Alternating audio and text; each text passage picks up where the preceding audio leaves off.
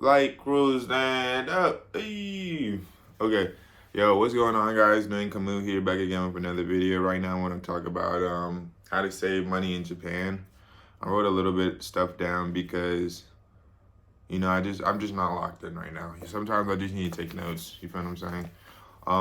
But I really want to talk about some of the ways that people have told me you can save money here, and then some ways that I realized that I've been able to save money. And some of this stuff is like just basic general like tips and tricks for like budgeting and like knowing how to manage your money anywhere around the world. But this is gonna be my experience as a student, no job, trying to save money and pinch his pockets here and there when he can. So um step one would be going to the grocery stores and cooking. Again, basically applicable to any country or any city that you live in. But I know for Japan, a lot of people talk about how, oh, eating out is so cheap. Eating eating at the konbini is so cheap.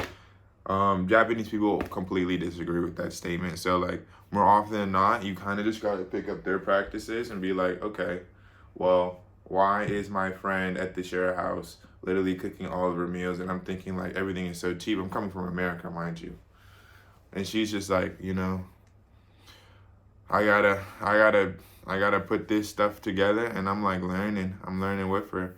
And anyone's gonna tell you, cooking at home is always gonna be cheaper than going to a konbini, going to the grocery store, and then like picking up something to eat. Like, there's never going to be a time where you're not paying for convenience in those situations. So like putting something in the pan, putting the oil in the pan, put the garlic, put the onion in the pan, saute them joints, and then make yourself a meal. You know what I mean? Like, you gotta learn how to cook, especially if you're trying to move somewhere else, because you need to pinch your pockets in that way. Because I promise you, if you're going out 3 times a day to feed yourself, you're fucked. You're fucked. You're fucked. I try to eat at least like two of my meals, and then like once a day, maybe go out and get something. But yeah, going to the grocery store is literally like, I'm pretty sure it's like the primary way that I'm saving money right now. And the grocery store is kind of like amazing. I'm not gonna lie. Like, Japanese grocery stores, especially the ones around me, like they're literally so awesome. Like, the amount of stuff I get to buy compared to like buying food back home in DC, like I swear to God, like it's like 4 times as much, 3 times as much maybe.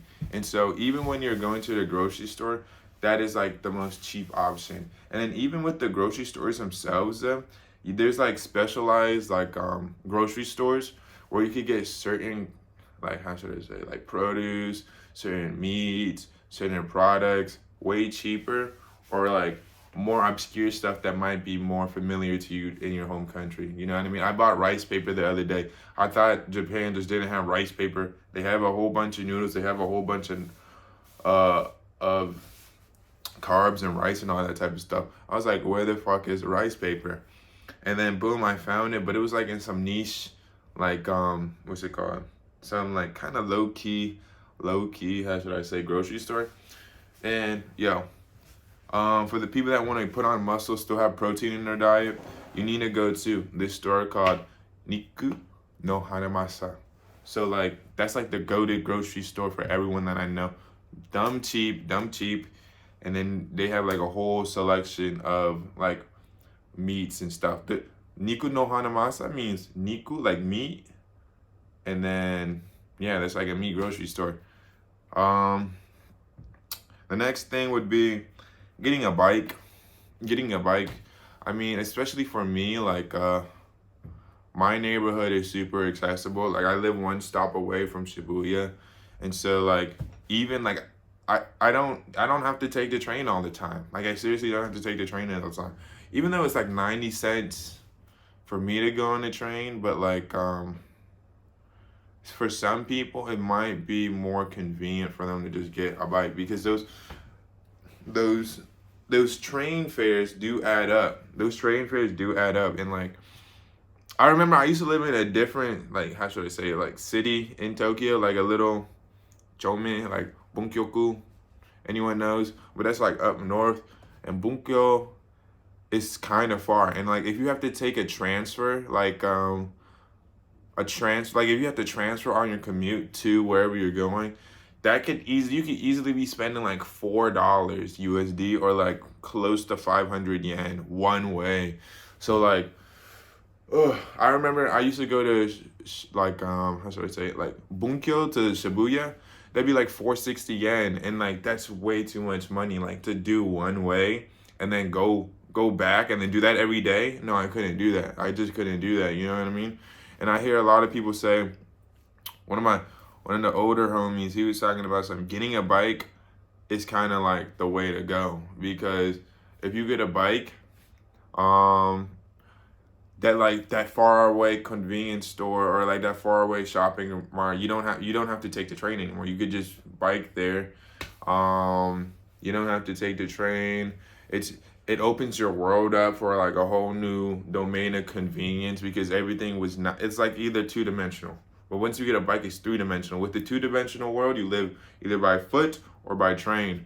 But when you get the bike, now it's three-dimensional. Now you could go to the park that's a little bit further away. That's like a 45-minute walk, but now it's only a 20-minute bike ride. You know what I mean? So it's just stuff like that that kind of makes your experience a little bit better. But then also, I know people have said that it's like makes shit cheaper for you in at least where I live, like in central Tokyo.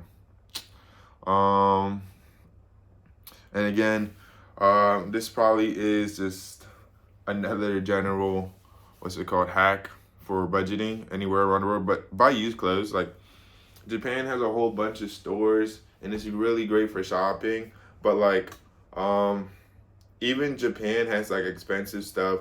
You could buy cheap. Like Uniqlo is kind of like the H&M, but like way better quality. My shirt is Uniqlo, I'm pretty sure.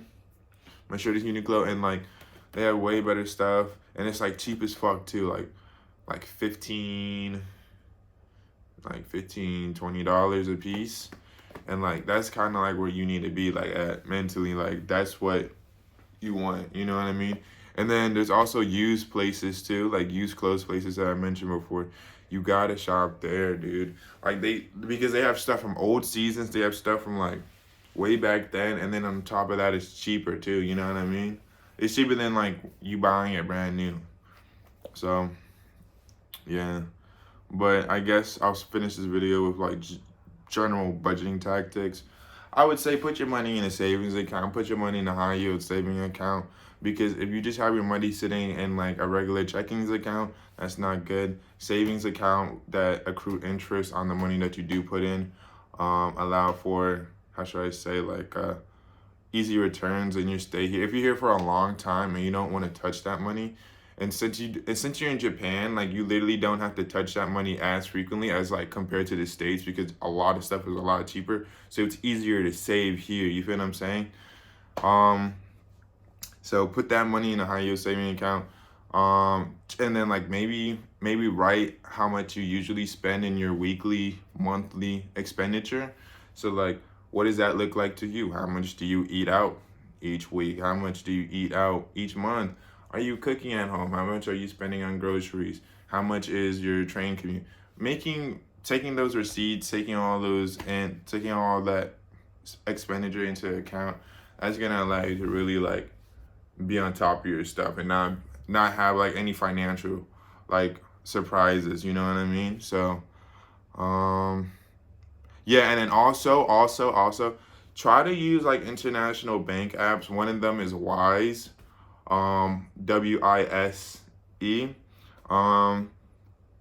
I would say get an international bank account app like that, because more often than not, they usually just remove a lot of the fees that like comes with like withdrawing and like putting in money from Japan or to another country.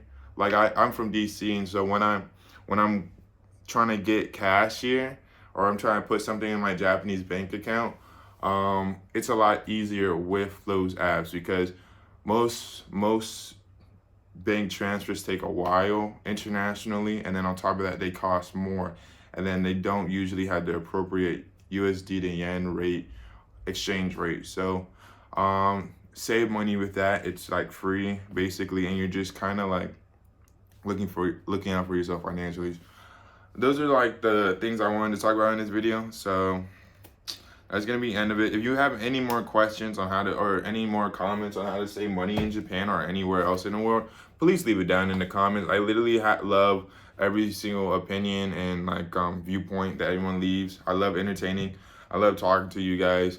If you don't feel like leaving it in a comment, feel free to reach out to me too personally. Like I'm on Discord, I'm on Instagram. I'll leave that stuff down in the what's it called, in the description. So yeah, hope you enjoyed this video. Hopefully I can put out more banger content. And if you guys have anything else specifically that you want me to answer, please leave it down in the comment section below, because I'm pretty sure more people often than not have questions about my experiences here. So tap in, let me know. Yeah, peace.